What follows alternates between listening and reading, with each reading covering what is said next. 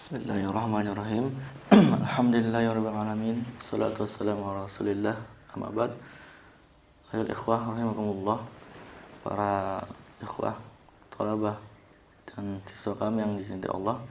Insyaallah nuwasil tersana pelajaran kita lanjutkan fi babul awal, yakni bab pertama min kitab At-Tibyan. Yang kemarin qala mu'allif babul awal, bab pertama fi atrafihi min fadilat tilawatil Quran. Jadi sebagian fadilah membaca Al-Quran, hamalatihi dan menghafalkannya.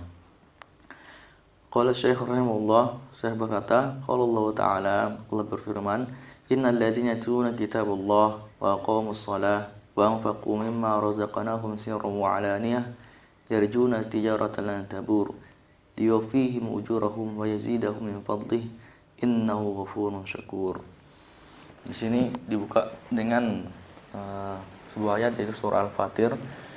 Bagaimana Allah menjelaskan sesungguhnya orang-orang yang membaca kitab Allah atau Al-Quran, mendirikan salat, kemudian berinfak dengan apa yang diberikan Allah secara sembunyi-sembunyi atau terang-terangan, kemudian mengharapkan perdagangan yang tidak pernah rugi untuk dilengkapi pahala mereka dan ditambahkan dengan fadilahnya. Sesungguhnya Allah itu Maha Pengampun, Maha menerima syukur hambanya. Nah, itu ayat pertama, bagaimana seorang hamba hanya membaca saja mendapatkan sebuah fadilah. Kemudian mu'allif mengatakan lagi, wa rawaina an Utsman bin Affan radhiyallahu anhu qol, diriwayatkan dari Utsman bin Affan radhiyallahu anhu berkata, qala Rasulullah sallallahu alaihi wasallam, Rasulullah sallallahu alaihi wasallam bersabda, khairukum man ta'allama al-Qur'an. Jadi sebaik-baiknya kalian adalah yang mengajari Al-Qur'an, mu'allamah.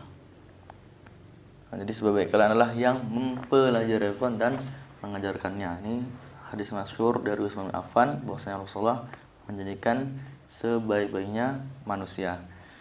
Kemudian disebutkan di sini rawahu Abu Abdillah Muhammad bin Ismail bin Ibrahim Al-Bukhari fi sahihi. Jadi hadis ini sangat sahih, diriwayatkan oleh Imam Bukhari di Sahih Al-Bukhari.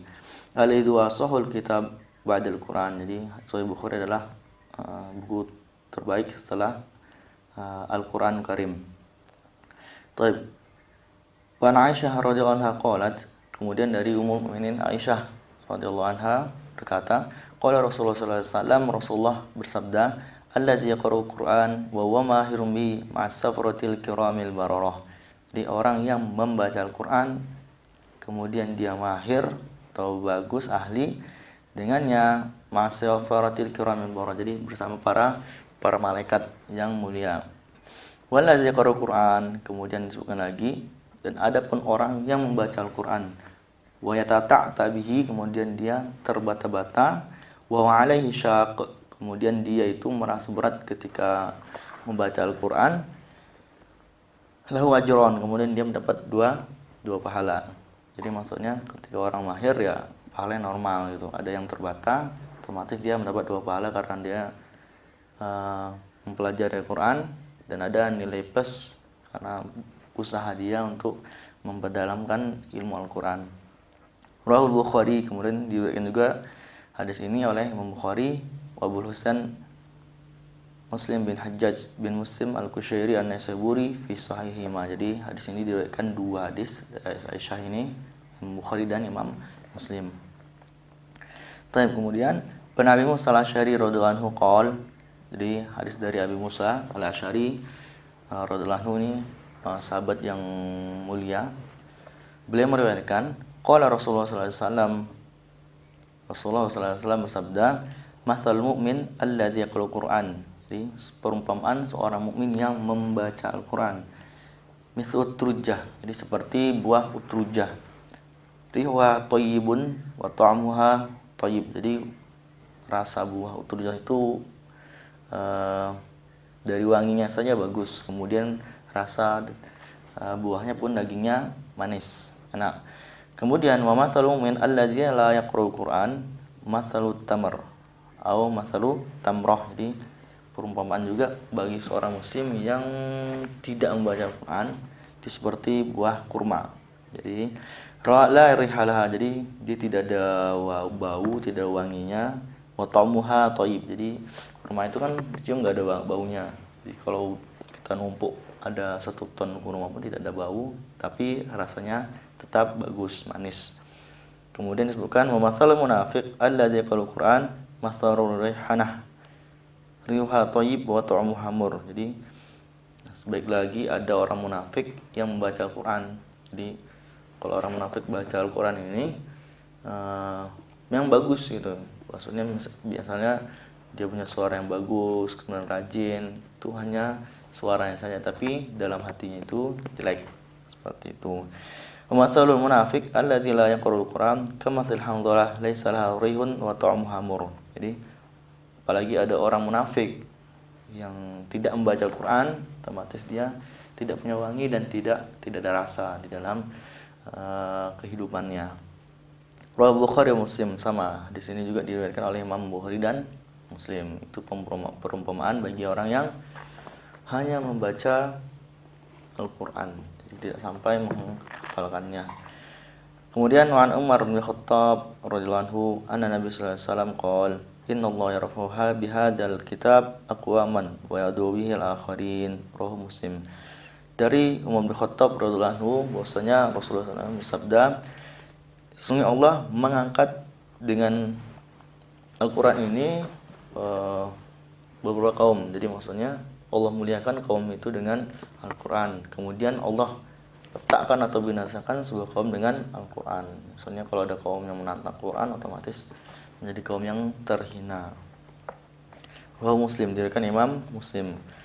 Kemudian terakhir di sini, Wan Abi Umamah Al-Bahili radhiyallahu qalat sami'tu Rasulullah sallallahu alaihi wasallam yaqul, dari Abi Umamah atau Abu Umamah Al-Bahili, seorang sahabat, meriwayatkan, saya mendengar Rasulullah SAW bersabda, Iqra'ul Qur'an fa innahu ya'ti yaumal qiyamah syafi'an li ashabihi. Rawahu Muslim. Jadi Abu Muhammad meriwayatkan bahwasanya Rasul mengatakan sesungguhnya Rasul itu memperintahkan baca Al-Quran agar apa? Nanti di hari kiamat Al-Quran ini akan datang kepada kita, datang kepada siapa yang membacanya saja untuk menjadi syafaat. Jadi syafaat di akhir itu terbatas sekali. Salah satunya kita bisa dengan membaca Al-Quran, dengan membacanya saja. Kemudian disebutkan lagi wa Ibnu Umar radhiyallahu anhuma anin Nabi sallallahu alaihi wasallam qol la hasada illa fi itsnatain. Nah, di sini Ibnu Umar mengatakan bahwasanya Nabi Muhammad SAW bersabda, tidak boleh hasad kecuali dari 2 perkara.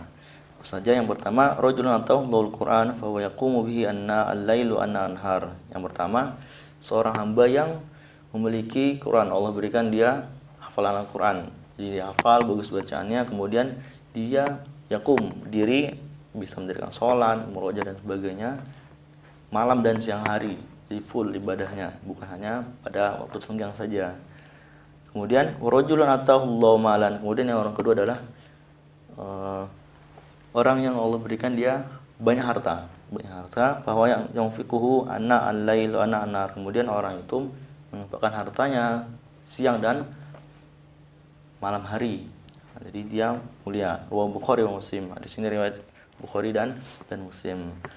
Nah, itulah beberapa fadilah atau keutamaan dari para penghafal Quran. Nah, nanti di sini ada beberapa hadis lagi yang diterangkan oleh Imam Abu Zakaria atau Imam Nawawi dalam kitabnya At-Tibyan. Barakallahu fikum, astaghfiru minkum. Alhamdulillahirabbil alamin. Assalamualaikum warahmatullahi wabarakatuh.